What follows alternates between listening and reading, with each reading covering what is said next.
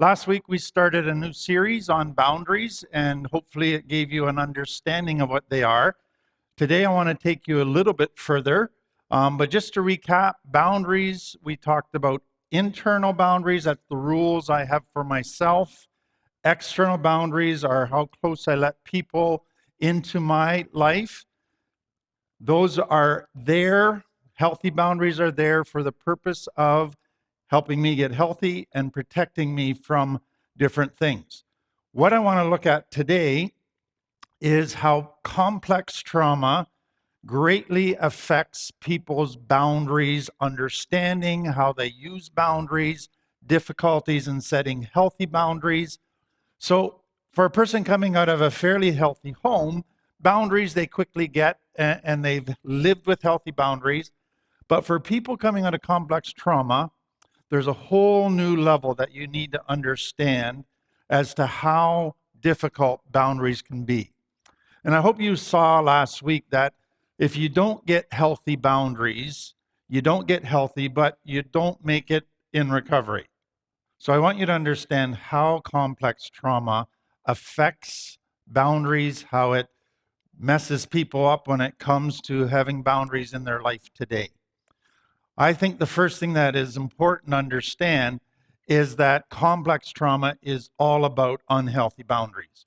People in complex trauma have lots of boundaries. They might not be aware that they have those boundaries, but they have them. They're just not healthy. So let me give you an idea of how that works. What we've seen in the past is that for complex trauma families, which are also referred to as dysfunctional families, the idea is it's families that are in pain. They create pain, and also they're not able to resolve the pain that's been created. And so people have to find ways of coping with this unresolved pain. And that sets up all kinds of coping strategies that seem to work, that take away the pain, but actually are making things worse. So those strategies of dealing with unresolved pain are actually rules or boundaries that they live by. So for example, boundary number one or rule number one is if the authority figure of the home is the one causing the pain and not resolving it, then to lessen pain or not have as much pain, do whatever the authority wants. Never challenge them, never annoy them, let them have their way, and that will take away some pain. Now, the point is, it takes it away in the immediate circumstances, but it doesn't resolve it. It just piles it up for later in life. A second rule is never show emotions that the authority figure finds annoying. Because if you show those emotions, then they're going to get mad at you and punish you, and that will increase your pain. Third, don't talk about your problems. Don't talk about your needs. Don't talk about what's wrong with the family and the issues that the family needs to face. Because if you do, you're going to get punished and hurt.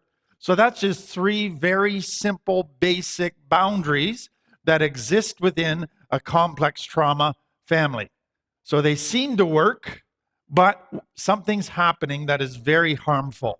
First of all, the needs of the people in the family aren't being met.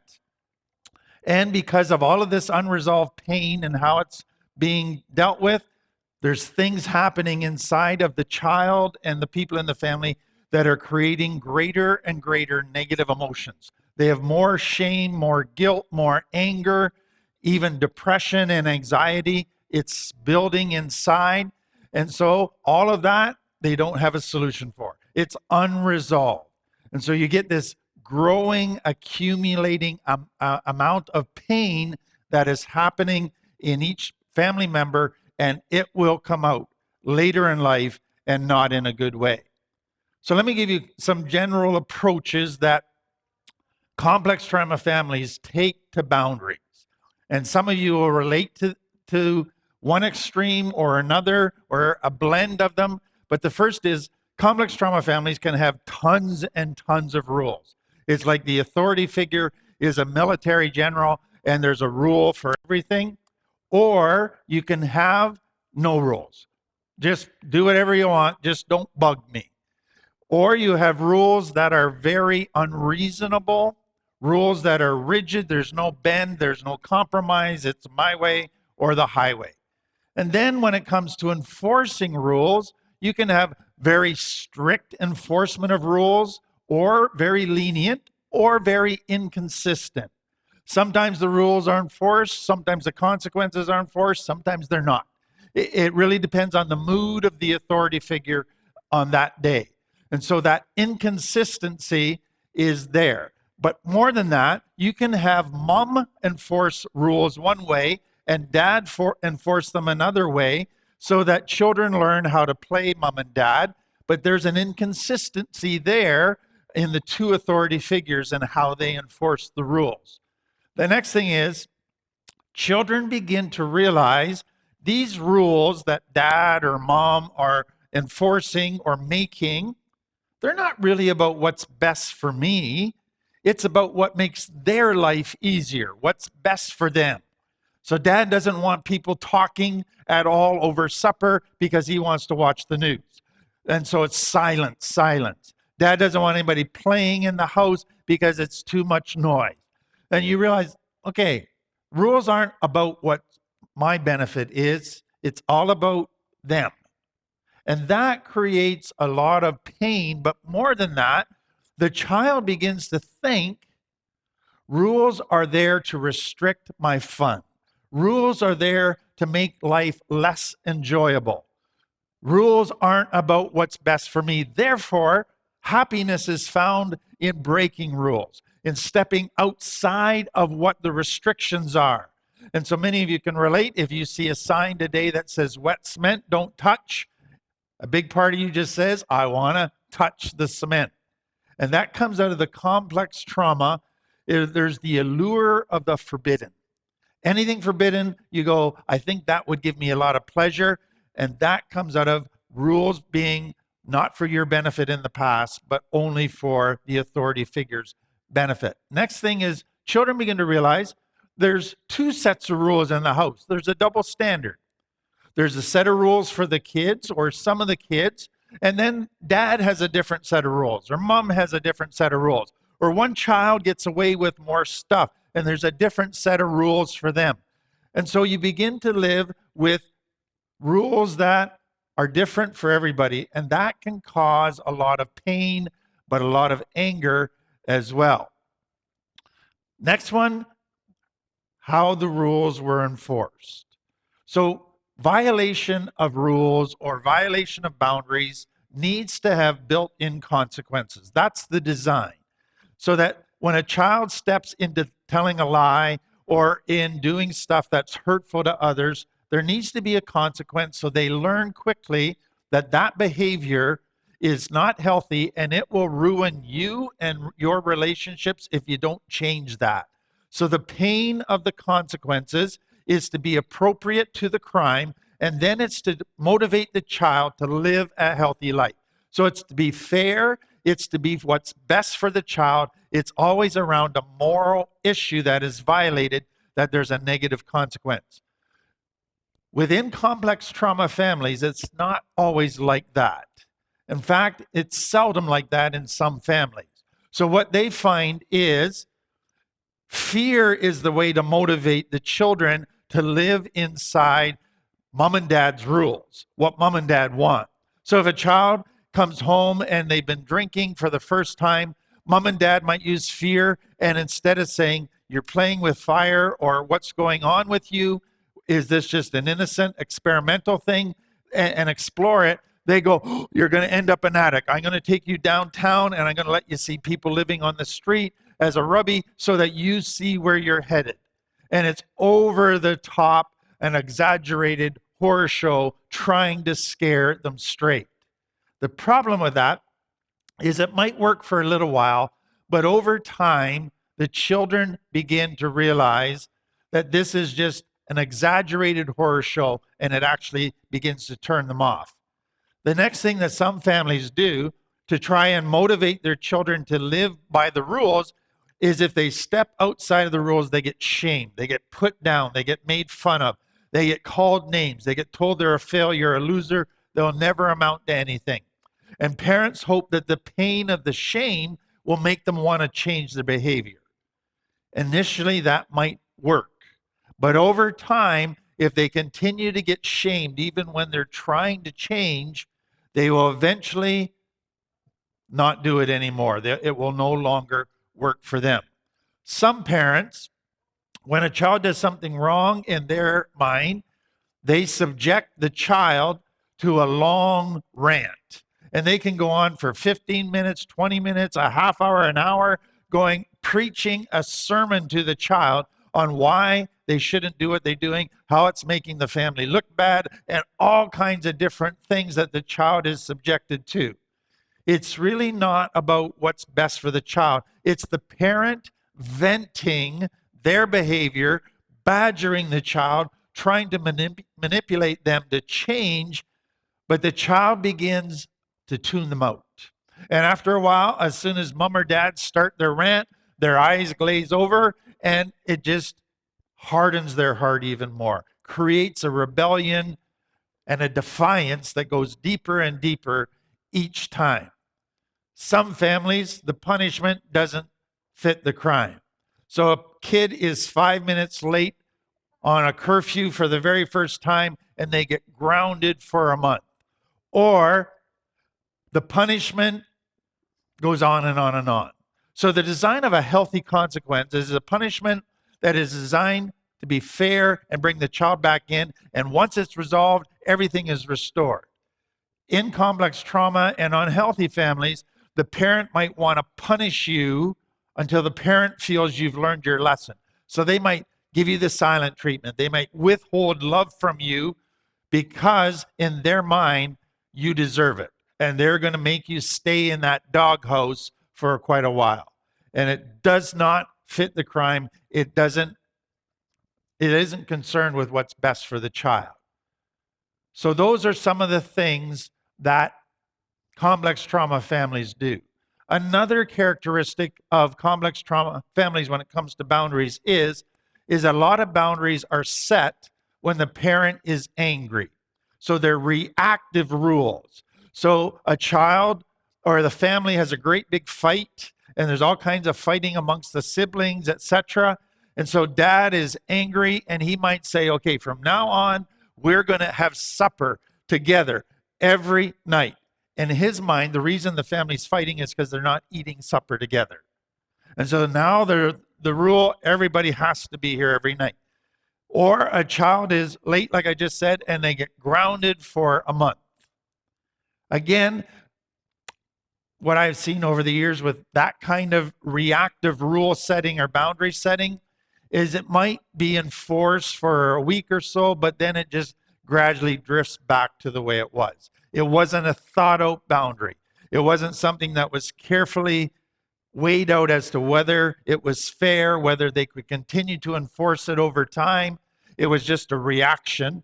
And what can happen with children have lots of that kind of stuff is after a while, when a reactive boundary is set, they go, oh, well, in a couple of weeks, they'll just be back, so it's not a big deal, and it means nothing to them.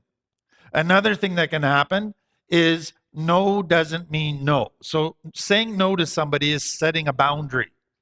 But what can happen in a complex trauma family is a child can put a sign on their door and saying, this is my room, please keep out. This is my journal, my diary, please don't read it.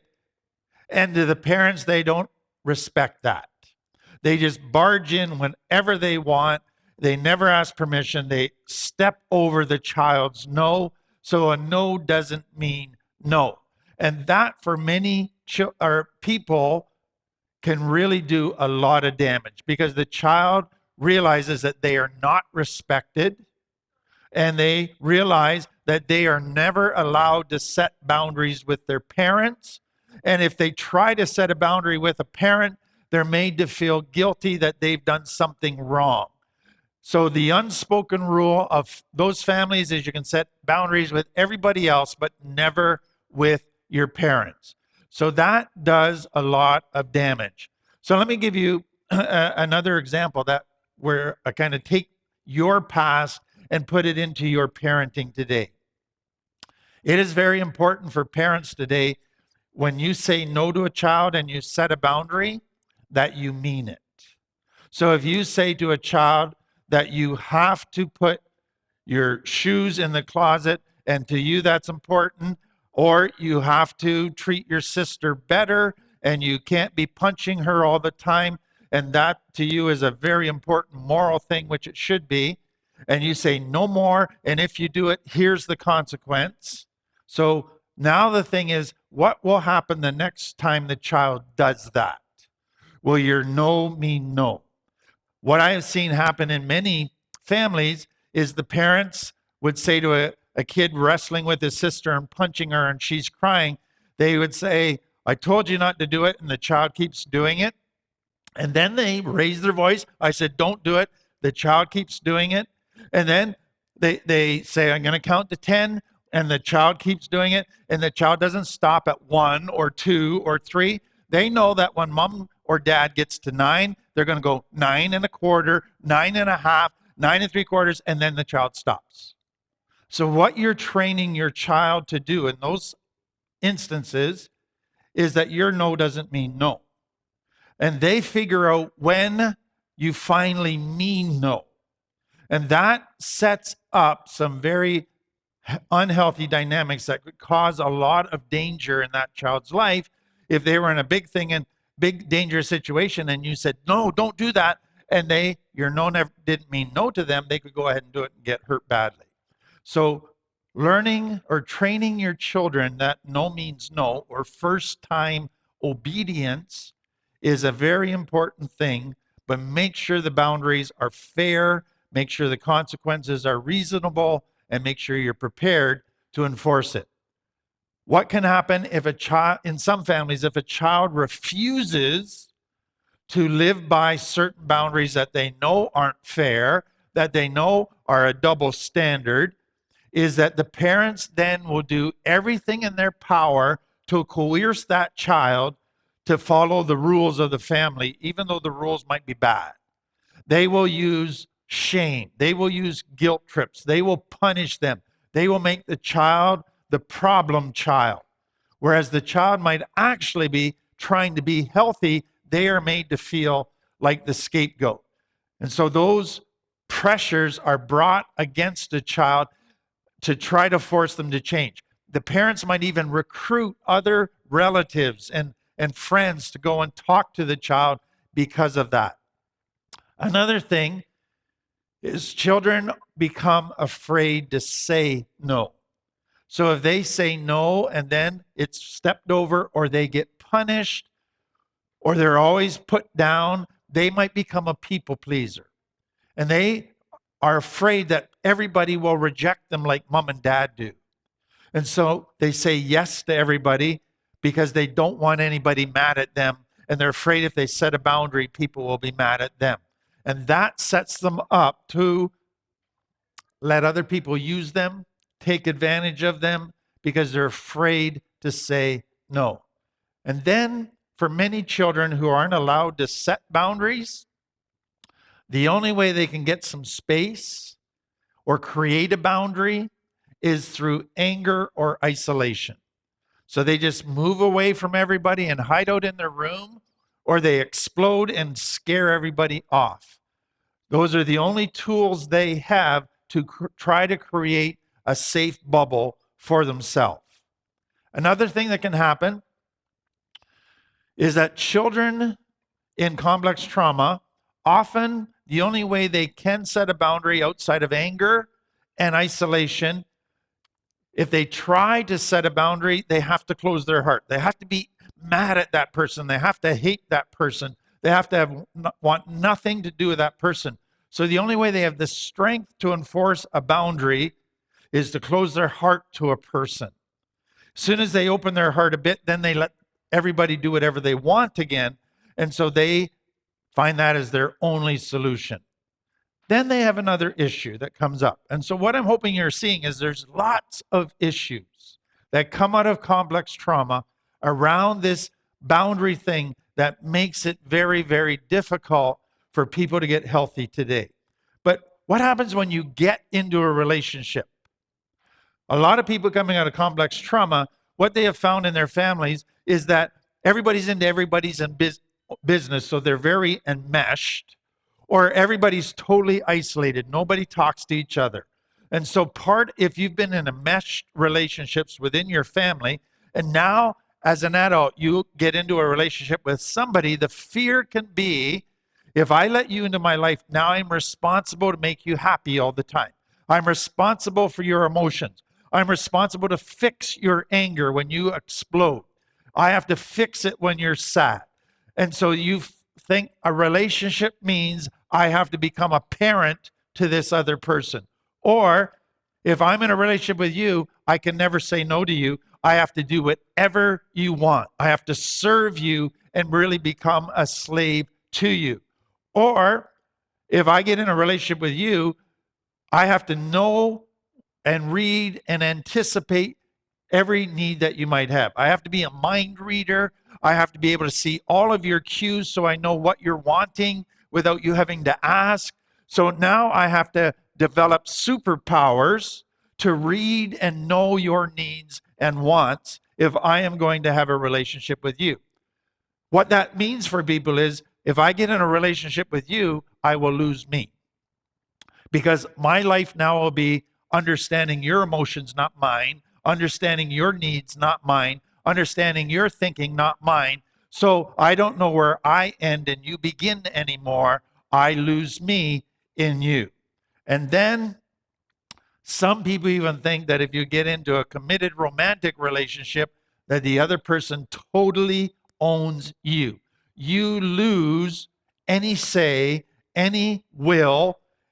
You can't stand up for yourself. You can't express needs. They own you. And that usually leads to great abuse, all because of bad boundaries. One other thing that enmeshed families do is deep down they know there's not a lot of healthy intimacy in the family. So they say, we're close because we do lots of stuff together.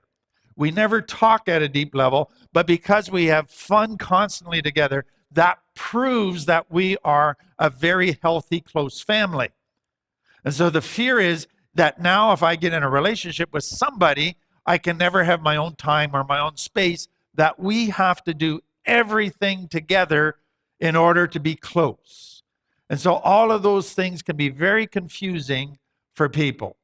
So if you grew up in some of that, and now you're coming into recovery and you're realizing, wow, there's a whole bunch of stuff there that's totally unhealthy. I need to start setting healthy boundaries where I stand up for myself, where I express my needs, where I have space to do my own thing and do self-care. If you start doing that, people in your family are going to feel that you're saying they're bad. And they're going to oppose or give you a hard time.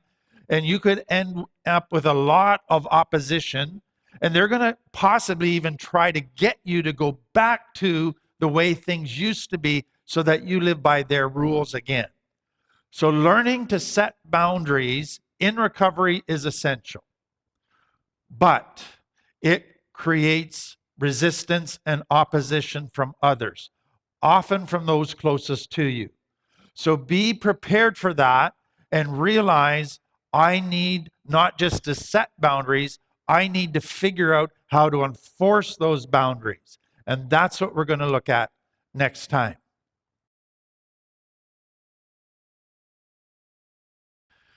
As we come into recovery, one of the first boundaries that people learn is I can't hang around with people that are still using because that'll drag me down. Or if I'm in a relationship and my kid is using or my partner relapses, I have to somehow figure out how to handle them because I can't just say, no big deal, do whatever you want, because that will destroy our relationship and it could drag me back down. So you, early in recovery, have to figure out what do you do when people are living in ways that aren't healthy and you're in a relationship with them. How do you handle that so that you don't get severely damaged yourself? So when we come to the Christian part, that's actually one of the very clear teachings that Jesus talks about in the Bible. And I think once you begin to see it, you're going to go, wow, this ties in so beautifully with what we do in recovery. So it's found in Matthew 18, and it says this: if another believer or somebody on the same path or trying to go in the same direction or in a relationship with you, kind of in your extended family or surrogate family, if they sin against you, and that just means they do something unhealthy that violates love, that hurts you and hurts the relationship. So what it's assuming is this isn't just an acquaintance or a very casual friend. It's somebody that you have been in a closer relationship with, and now something's happened where they've hurt you, done something that is a moral violation. They've lied to you, they've disrespected you in a big way, all of those things. They've violated your trust. How do we respond? Now, for a lot of people in recovery, they would say, I'm not even going to try to work that out. You do that to me, you're out of my life. But what we want to learn in recovery is healthier relationships. And the question becomes, should I try to resolve that issue with the person? And what happens if I can't resolve that issue with the person? What then do I do? And that's what Jesus is going to talk about. And it's all about boundaries. So he says you do a 3-step process. So number 1, go privately to the person and point out the offense. If the other person listens and confesses it, you've won that person back. You've healed the relationship, you've restored it, and you've actually grown in the relationship because of it. You might have to rebuild some trust, but it's been a very positive thing. So let me note there, it says go privately. Don't broadcast it all over Facebook about what the person did to hurt you. Don't go behind their back and gossip to everybody about it. If you really care for that person and there's a closeness in that relationship, you go and talk to them privately and try to restore it without anybody else even know what's going on. But what happens if they don't respond to that? You go to part 2. But if you are unsuccessful, take 1 or 2 other people with you and go back again so that everything you say may be confirmed by 2 or 3 witnesses. So a couple of things there that I want you to see. Some people in unhealthy relationships, they want to get their own way and their partner's not going along with their agenda. So they recruit 2 or 3 people to put pressure on them to do something that the other person wants. But what I want you to understand is they're putting pressure on that person to do something unhealthy. So that's the wrong type of what we call triangulation. What we're talking about here is we're getting people who will support us and care about this person who's living unhealthy, and we want to put some pressure on them to begin to be healthy again. Very big difference. So you take those people and you go and you talk to them. Another piece with that is they can act as witnesses. So if the person you're confronting later goes to everybody and say, this person said this to me and did this, those 2 or 3 people can step up and say, no, that's not what happened. We were there. And they can prevent a lot of distortions from happening from the parties involved. But what happens when that person still doesn't respond to 2 or 3 people? You go to part 3. If the person still refuses to listen, take your case to the church, and that is to your surrogate family, to your people who are on the same path as you. So tell others about it, and if he or she won't accept the church's decision, treat that person like a pagan or a corrupt tax collector. So this has often been misunderstood. So let me explain it, and I think you'll see the wisdom of it. It's often misunderstood and presented in very much a shunning, an excommunication, a very severe thing. And I want you just to get the big picture of what's going on. So first of all, Jesus is not saying, appoint yourself the moral police to stick your nose into everybody's business and to tell everybody if they're wrong or not, and to always create drama by confronting people. He's not talking about doing that. That is very unhealthy. He's talking about your close relationships and managing those relationships. What then, or what he isn't saying as well, is Don't just have certain failures or things that you go and confront people about.